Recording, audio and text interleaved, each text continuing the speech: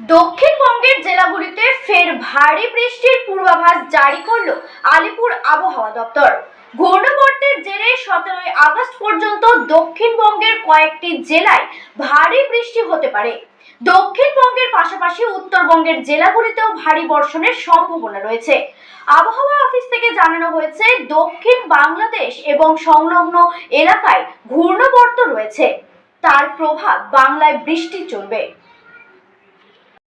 এছাড়া পশ্চিমবঙ্গের বিভিন্ন জেলায় বিভিন্ন দিনে দু এক জায়গাতে আপনার বিক্ষিপ্তভাবে ভারী বৃষ্টিপাত অথবা থান্ডারস্টর্ম উইথ লাইটনিং হওয়ার সম্ভাবনা আছে। এটা হচ্ছে 13 তারিখ। আজকে উত্তরবঙ্গের কালিম্পংয়ে এবং আলিপুরদুয়ারের দু এক জায়গাতে বিক্ষিপ্তভাবে ভারী বৃষ্টিপাত হওয়ার সম্ভাবনা আছে এবং পশ্চিমবঙ্গের সব জেলাতেই কিন্তু দু এক জায়গাতে বিক্ষিপ্তভাবে থান্ডারস্টর্ম উইথ লাইটনিং হওয়ারও সম্ভাবনা আছে। আগামীকাল দক্ষিণবঙ্গে 3টি জেলাতে দু এক জায়গায় বিক্ষিপ্তভাবে ভারী বৃষ্টিপাত হওয়ার সম্ভাবনা আছে। সেগুলি হলো আপনার পূর্ব মেদিনীপুর এবং উত্তর ও দক্ষিণ 24 পরগনা। এছাড়া দক্ষিণবঙ্গের সব জেলাতেই কিন্তু দু এক জায়গাতে বিক্ষিপ্তভাবে থান্ডারস্টর্ম উইথ লাইটনিং হওয়ার সম্ভাবনা আছে এবং উত্তরবঙ্গের মালদিয়া এবং দুটি দিনাজপুরেও দু এক জায়গায় বিক্ষিপ্তভাবে থান্ডারস্টর্ম উইথ লাইটনিং হওয়ার সম্ভাবনা আছে। স্বাধীনতা দিবসের দিন 15ই আগস্টে দক্ষিণবঙ্গের বেশ কয়েকটি জেলায় দু এক জায়গাতে বিক্ষিপ্তভাবে ভারী বৃষ্টিপাতের সম্ভাবনা আছে এবং আমরা হলুদ সতর্কবার্তাও দিয়েছি। সেই জেলাগুলি হলো পূর্ব এবং পশ্চিম মেদিনীপুর, হাওড়া ডিস্ট্রিক্ট, উত্তর এবং দক্ষিণ 24 পরগনা। এটা বাদ দিলে দক্ষিণবঙ্গের সব জেলাতেই কিন্তু দু এক জায়গাতে বিক্ষিপ্তভাবে আপনার থান্ডারস্টর্ম উইথ লাইটনিং হওয়ার সম্ভাবনা আছে এবং উত্তরবঙ্গেরও সব জেলায় দু এক জায়গাতে বিক্ষিপ্তভাবে থান্ডারস্টর্ম উইথ লাইটনিং হওয়ার সম্ভাবনা আছে 15 তারিখে। 16 তারিখেও দক্ষিণবঙ্গের বেশ কয়েকটি জেলায় দু এক জায়গাতে বিক্ষিপ্তভাবে ভারী বৃষ্টিপাতের সম্ভাবনা আছে এবং সেখানে আমরা যথাযথ হলুদ ওয়ার্নিং দিয়েছি। সেই জেলাগুলি হলো বাঁকুড়া, ঝাড়গ্রাম, পশ্চিম ও পূর্ব মেদিনীপুর, হাওড়া, দক্ষিণ এবং 24 পরগনা, দক্ষিণ এবং উত্তর 24 পরগনা। 17 তারিখে দক্ষিণবঙ্গের ঝাড়গ্রাম এবং পশ্চিম মেদিনীপুরে কিছু জায়গাতে দু এক জায়গাতে বিক্ষিপ্তভাবে ভারী বৃষ্টিপাত হওয়ার সম্ভাবনা আছে। That's all.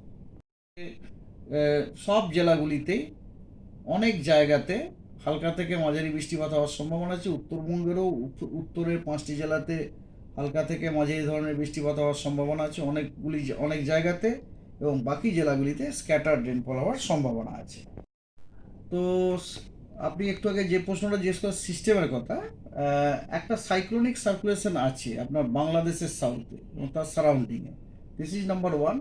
এবং আর একটা আপনার লো লেভেল মিনস আমি বলছি সমুদ্রপৃষ্ঠ থেকে 0.9 কিলোমিটার উপরে একটা ইস্ট ওয়েস্ট ওরিয়েন্টেড ট্রাফ আমাদের গ্যাঞ্জেটিক ওয়েস্ট বেঙ্গল দিয়ে কিন্তু পাস করছে। সো এই দুটি ওয়েদার্স এবং এছাড়া মনসুন ট্রাফ তো যথারীতি আছেই, সেটা আমাদের দীঘা দিয়ে পাস করে সাউথ ইস্ট ওয়ার্ডস হয়ে নর্থ ইস্ট বে অফ বেঙ্গলে ডুবে গেছে। সো এই 3টে ওয়েদার সিস্টেমের জন্য আমাদের পশ্চিমবঙ্গের সব জেলাতে আগামী 7 দিনে আইদার অধিকাংশ স্থানে অথবা বেশিরভাগ স্থানে হালকা থেকে মাঝারি বৃষ্টিপাতের যথেষ্ট সম্ভাবনা আছে এবং তার সাথে বিক্ষিপ্তভাবে দু এক জায়গাতে কোনো দিন ভারী বৃষ্টিপাত, কখনো কখনো আপনার বজ্রপাত, বজ্রবিদ্যুৎ সহ বৃষ্টি ইত্যাদি হওয়ারও সম্ভাবনা আছে। তো এটা গেল আপনার ব্রড আউটলাইন্স। অ্যান্ড আপনি এবারে আমি যদি আপনাকে ইন ডিটেলস বলি, যেমন 13 তারিখ আজকে উত্তরবঙ্গের উত্তরের 5টি জেলা এবং আমাদের 2টি 24 পরগনা, 2টি মেদিনীপুর এবং হুগলি জেলা, এই 10খানা জেলাতে অধিকাংশ স্থানে হালকা থেকে মাঝারি বৃষ্টিপাত হওয়ার সম্ভাবনা আছে এবং এই 10টি জেলা বাদ দিয়ে পশ্চিমবঙ্গের বাকি জেলাগুলিতে হালকা থেকে মাঝারি ধরনের বৃষ্টি অনেক জায়গাতে হওয়ার সম্ভাবনা আছে।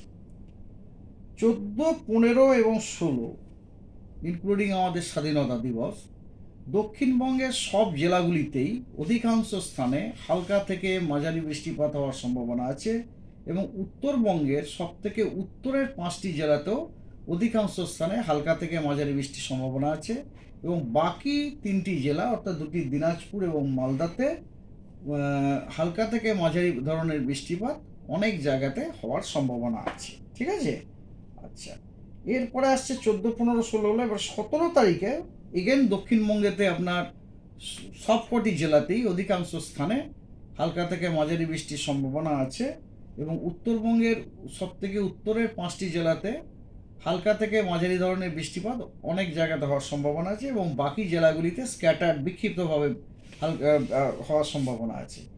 আর বৃষ্টিটা হলো সেটা কি এই এই ঘূর্ণাবর্তের প্রভাবেই হ্যাঁ, হলো? ব্যাপারটা যে এই ঘূর্ণাবর্তগুলো একটা মেনলি ওটা থান্ডারস্টর্ম হলো কিন্তু, ঠিক আছে? তো এবার থান্ডারস্টর্মের জন্য একটা ইম্পর্টেন্ট আপনার উপাদান হচ্ছে, সেটা হচ্ছে একটা লিফটিং মেকানিজম।